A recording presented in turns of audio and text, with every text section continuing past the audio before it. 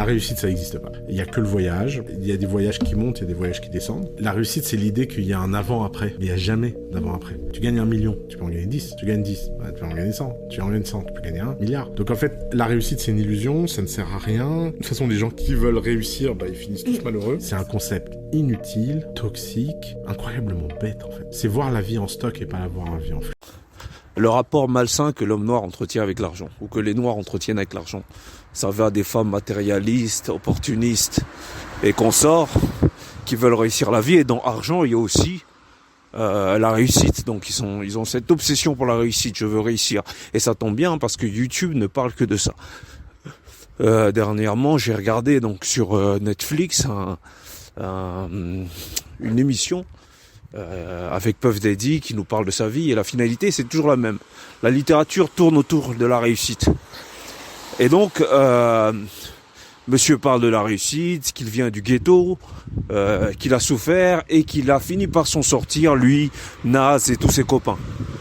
Donc c'est pareil lorsqu'on voit un homme comme Alex Hitchens qui nous dit qu'il est à ses 23 ans, il est devenu riche, etc. Donc on a l'impression que la finalité de l'homme noir, pas seulement l'homme, on a l'impression que la finalité de la communauté noire, c'est la réussite. À part ça, ils n'ont pas de projet. Je tiens à répéter que l'argent et la réussite ne sont pas un projet. Lorsque vous êtes né dans une situation équilibrée, lorsque vous êtes né dans une famille équilibrée, la réussite n'est pas votre finalité puisque vous avez reçu donc la réussite du père. Donc vous bénéficiez de la réussite du père et vous aussi vous brillez de par votre étoile. Vous voyez aussi Shaquille O'Neal qui parle du fait qu'il ne fera pas bénéficier aux futures générations de sa richesse, puisque sa richesse, c'est lui qui l'a eu, c'est lui qui l'a gagné. Donc il y a cette mentalité dans la communauté noire, dans un premier temps très individualiste. Ça va avec la littérature du succès et de la réussite, parce que tous ces hommes-là qui nous parlent, et ces femmes-là qui nous parlent de réussite et de succès, en fait ils parlent d'une réussite et d'un succès qui est individualiste. Et c'est cette même réussite et ce succès qu'on retrouve à l'église, avec ces gens qui prient pour avoir une meilleure vie, pour réussir dans leur vie, mais réussir de manière individualiste, contre, bien entendu, les volontés ou les souhaits de ceux qui soi-disant leur veulent du mal et ne veulent pas qu'ils réussissent, entre guillemets les sorciers.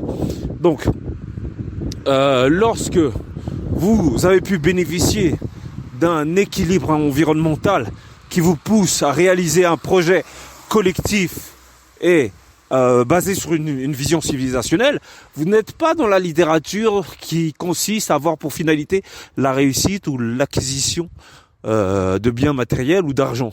Alors que eux, c'est ça.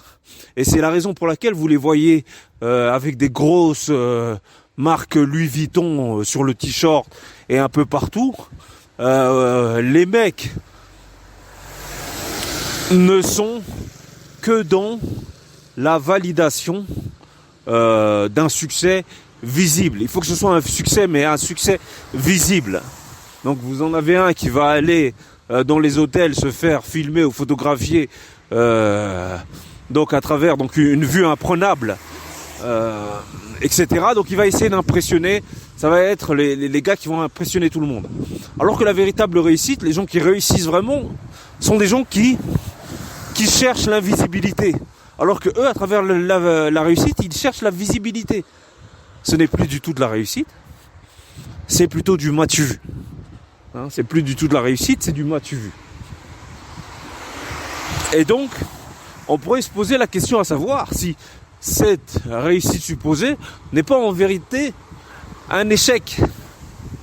Hein, cette réussite supposée n'est pas en vérité un échec. Moi, je pense que c'est un échec. Parce que lorsque vous êtes visible, on peut vous surprendre. C'est un peu comme nos leaders qui sont des célébrités, à croire que nous sommes obsédés par la célébrité, par le regard que peuvent nous porter les gens. On pourrait très bien briller dans l'intimité, on pourrait très bien briller dans l'ombre, les dons longues dans l'ombre, comme dirait un rappeur que j'apprécie particulièrement.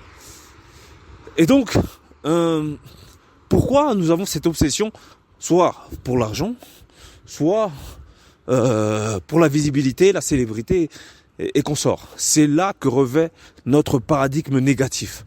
C'est-à-dire que nous essayons de compenser avec une image déplorable qui nous a été octroyée à travers donc ce passé d'esclaves ou de colonisés, et nous voulons nous venger à travers des réussites qui soit sont flagrantes, soit sont indécentes.